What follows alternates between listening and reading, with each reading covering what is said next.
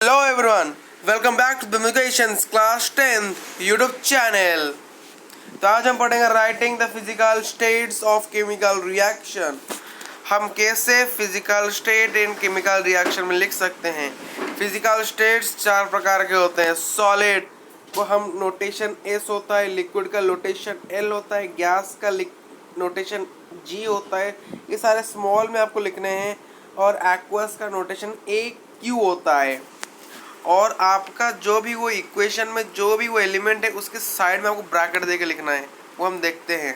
पहले हम डिफरेंस जानते हैं, ये सॉलिड और लिक्विड और गैस क्या होता है। सॉलिड वो होता है जिसमें रिजिडिटी उसका एक क्या होता है, प्रॉपर्टी होता है, और फिक्स्ड वॉल्यूम और फिक्स्ड शेप उनका होता है, और फोर्स ऑफ अट्रैक्शन स्ट्रॉन्ग होता है, और पार्टिकल्स जो इसके अंदर होते हैं वो बहुत क्लोजर में होते हैं और ये स्प्लैश्ड नहीं होते हैं। लिक्विड क्या होता है, लिक्विड में रिजिडिटी नहीं होता है, वो फिक्स्ड शेप क्यों नहीं होता है। आप मान लीजिए लिक्विड हमारा एक पानी, वाटर हमारा एक लिक्विड है। कैसे, आप वाटर को जहाँ पर भी रख लो, जहाँ पर भी डाल दो, वो उसी शेप का हो जाएगा। बोतल में डालने से बोतल की तरह, बकेट में डालने से बकेट की तरह, बेकर में डालने से बेकर की तरह। और कैन नॉट स्क्वाश्ड, ये भी स्क्वाश्ड नहीं होते हैं। इनका फोर्स ऑफ अट्रैक्शन कुछ वीक होता है, किससे, स्ट्रॉन्ग सॉलिड से। फिर गैस होता है जिसमें रिजिडिटी नहीं होता, फिक्स्ड शेप नहीं है, जैसे कि एयर का कोई फिक्स्ड शेप नहीं है, फिक्स्ड रिजिडिटी उसका नहीं है, और फिक्स्ड वॉल्यूम नहीं है, और ये स्क्वाश्ड भी हो सकता है। ये आपका कुछ मेन डिफरेंस था सॉलिड, लिक्विड और गैस के अंदर, मेजर डिफरेंस। आप चाहो तो इनको लिख लेना अपने कॉपी में।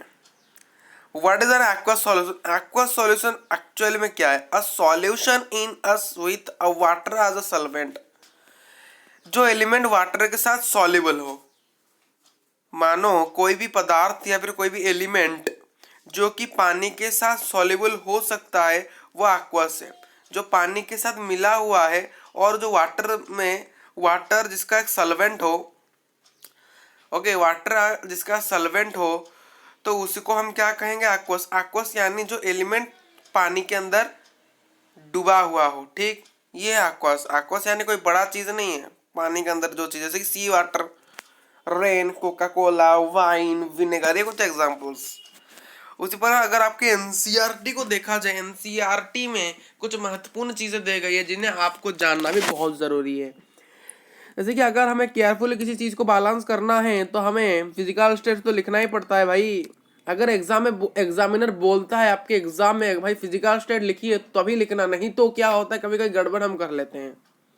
तो इसलिए जब पूछा जाए तभी लिखना है। इसे क्यों लिखा जाता है, ये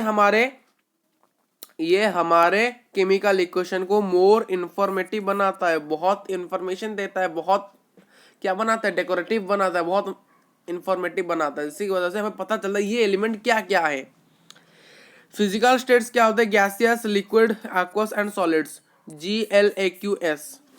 देखिए यहाँ पर एक जो वर्ड आता है एक्वस, उसका अर्थ क्या है, जिसे हम AQ के अनुसार लिखते हैं, जो रिएक्टेंट्स होते हैं या फिर प्रोडक्ट जो कि पानी के अंदर हो, पानी के सॉल्यूशन के अंदर हो, पानी के अंदर हो या फिर पानी के सॉल्यूशन के अंदर हो, या फिर पानी में डूबे हुए हो, या फिर पानी में सॉल्युबल हो, ये होता है एक्वस।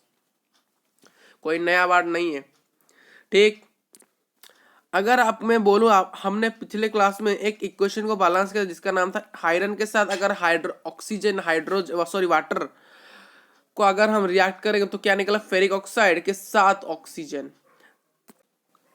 तो यहां पर हमारा ये आयरन क्या हो सकता है, आयरन एक एलिमेंट है, एलिमेंट यानी सॉलिड। आयरन एक क्या है, मेटल है। तो मेटल क्या होते हैं, सॉलिड्स होते हैं, तो यहां पर मैंने एस लिख लिया। वाटर क्या है, वाटर क्या है, वाटर यहां पर गैस है, वाटर यहां पर गैस। यही चीज आप लोगों को हमेशा कंफ्यूजन करेगा। कौन सा चीज, कि आपका जो H2O है वो यहाँ पर लिक्विड है या फिर किस फॉर्मेट में, वाटर के फॉर्मेट में है, वाटर के फॉर्मेट में है, या फिर H2O जो कि गैस होगा वो किसके फॉर्मेट में होगा, स्टीम के फॉर्मेट।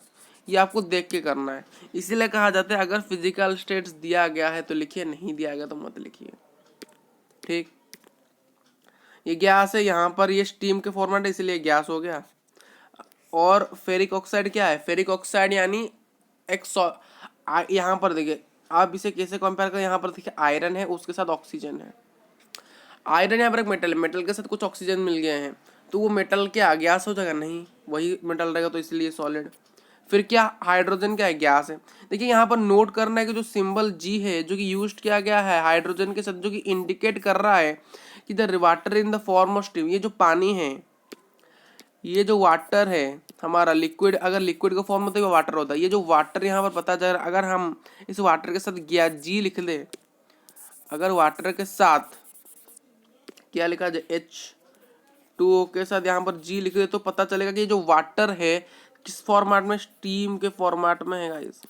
ये इंपॉर्टेंट चीज है, स्टीम के फॉर्मेट में, ठीक। और क्या गया, और हमें ये देखना है कि ये इंडिकेट करता है जो कि जी इस सिंबल में है, जो कि रिएक्शन क्या करता है स्टीम के फॉर्मेट है, जो कि मैंने यहाँ पर आपको बताया। जो फिजिकल स्टेट्स होते हैं वो इंक्लूडेड क्या होता है केमिकल स्टेट में, unless it's necessary to specify them.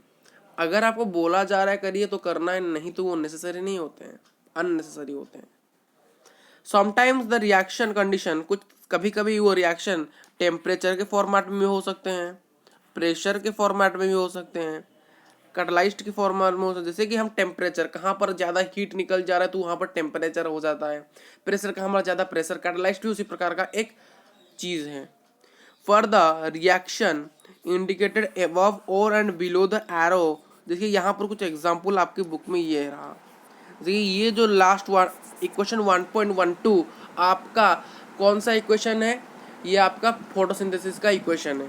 और यहाँ पर देखिए कार्बन मोनोक्साइड के साथ अगर हाइड्रोजन को मिलाया हमें क्या मिलेगा, मिथानॉल, मीथेन मिलेगा, जो कि एक लिक्विड होता है CH3OH।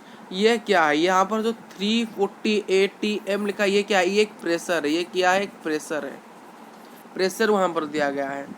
यहाँ पर देखिए CO2 के साथ अगर H2O को मिलाए तो क्या मिलेगा, ग्लूकोज के साथ ऑक्सीजन और वाटर, ऑक्सीजन और वाटर। तो यहाँ पर हमने क्या दिया, यहाँ पर हमने सनलाइट और क्लोरोफिन को दिया इसीलिए, ठीक। तो इसीलिए हमें ये सारी चीज़ें मिल गया। और क्या हमने ये सारी चीज़ें डिस्कस कर ली, और थोड़ा सा आपको फिर से दिखा देता हूँ यहाँ पर क्या क्या फिजिकल स्टेट्स थे। फिजिकल स्टेट्स इतने ही होते क्लासीफाई किया गया। अगर H2O के साथ G लिखा हो तो वो आपको याद रखना है वो वाटर किसके फॉर्मेट में होगा, वाटर किसके फॉर्मेट में होगा, स्टीम।